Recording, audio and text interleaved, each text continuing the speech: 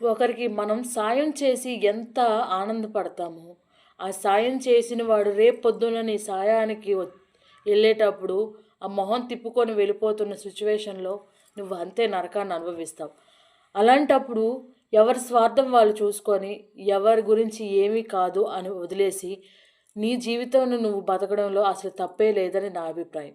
ఎందుకంటే ఒకరికి సాయం చేసి వాళ్ళ దగ్గర నుంచి సాయం పొందలేదు అని బాధ కన్నా, నీ జీవితాన్ని నువ్వు బతుకుతూ నువ్వెలా అయితే సక్సెస్ అవుతావో అలా చూసుకోవడంలో తప్పే లేదని నా అభిప్రాయం.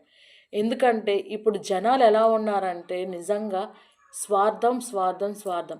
నేను బతికితే చాలు, నేనుంటే చాలు, నేను తింటే చాలు అని ఉన్నవాళ్ళే 100% ఉన్నారు. ఎవరైనా సాయం పొందినా సరే ఆ సాయాన్ని కూడా మర్చిపోయి వాళ్ళెవరో తెలియదన్నట్టుగా గడుపుతున్న కాలం ఇది. కాబట్టి నీ జీవితం నీది.